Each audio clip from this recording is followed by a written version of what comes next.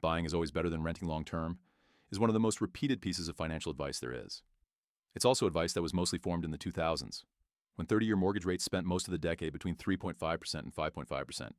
Rates have roughly doubled since then. So I wanted to actually run the math with today's numbers and see if the old rule still holds, or if it only held because of a decade of unusually cheap money. Short answer? It depends, by a much wider margin than it used to. In some cities, the math still clearly favors buying. In others, the break-even point is now longer than the average person even stays in one house. This video is that math, city by city. Here's the one number that does most of the work in this video: the price-to-rent ratio. Take a home's price, divide it by what a comparable place rents for in a year. Under 15, buying tends to win outright. Between 15 and 20 is a genuine toss-up. Over 20, renting starts pulling ahead. Over 25, it's not close. Nationally, in 2026, that ratio sits around 16, right in toss-up territory. But national is doing a lot of hiding here, because that average is built from cities as low as single digits, and cities pushing 50. Let's start with why the ratio moved so much in the first place. 30-year mortgage rates have been on a wild ride since 1980. They peaked at 18.63% in October of 1981, when the Fed was fighting double-digit inflation. They spent the 90s falling from above 10% to below 8%. By the end of the 2000s, they were down to 5.4%. And through most of the 2010s, they sat between 3.5% and 5.5%, the environment that trained an entire generation's intuition about what a mortgage payment feels like. Then 2021 happened.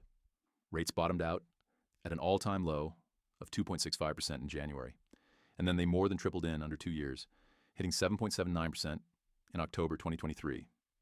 As of this summer, they're sitting at 6.49%. That swing, from 2.65% to 7.79% in 33 months, is one of the fastest mortgage rate moves in the historical record. On a $400,000 loan, that difference alone is worth over $1,000 a month in payment. That's the entire reason the old "just buy, it always wins" rule needs a second look. It was calibrated on a rate environment that no longer exists. So here's the real question. At today's rates, how many years do you need to stay in a house before buying actually beats renting? Nationally, most 2026 estimates put that break-even between 5 and 7 years, once you account for closing costs, maintenance, and the opportunity cost of the down payment. Now compare that to how long people actually live in their homes. The typical U.S. homeowner now stays 12 years, the longest stretch since 2022, mostly because owners with 3% mortgages don't want to give them up for today's rates. Even homeowners who did sell in early 2026 had stuck around for an average of 8.44 years. Put those two numbers next to each other and, nationally, buying still edges it. Most people stay well past the break-even point. That's the part that might surprise you if you assumed renting had flipped to the better move everywhere. It hasn't. Nationally, the old rule is bruised, not broken. But, on average, is exactly where this story gets interesting. Because a handful of major metros have price-to-rent ratios nowhere near the national number. Anaheim. California sits at 47.8, a $1.44 million median home price against $2,514 in monthly rent. San Francisco is around 36. San Jose is close behind at 35. Those are ratios more than double the renting clearly wins threshold of 20. It's not just the priciest coastal cities either. Salt Lake City comes in at 34.9, Seattle's at 32.6, Portland's at 32.4, San Diego's at 31.1. All of them are cities where a $500,000 plus median home price is being measured against rent in the $1,300 to $2,800 range. And the gap between what a mortgage costs and what rent costs is enormous. In dollar terms, Austin currently has the largest monthly affordability gap in the country. Buying costs 126% more per month than renting the same kind of place, and the break-even horizon there runs past 10 years. In San Jose, that monthly gap is over $5,000, and the break-even stretches past 15 years. 15 years is longer than the national median tenure of 12.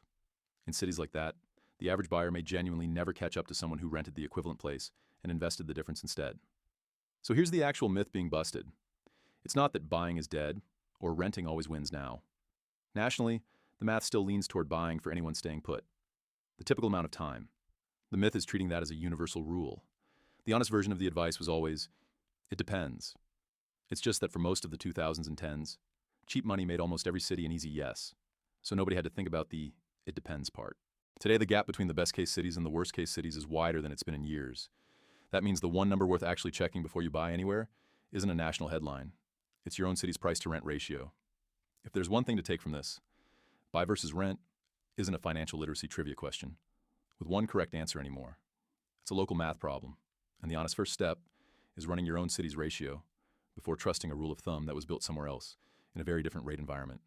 Mortgage rate history, price-to-rent ratios, and break-even data in this video come from Bankrate, Zumper, Baselane, SoFi, Atom Data, and Redfin's 2026 homeownership research. Full sources and exact numbers are linked in the description if you want to check the math for your own city. If you want more of these, real numbers, not just the headline version of financial advice, subscribe. New breakdown every few days.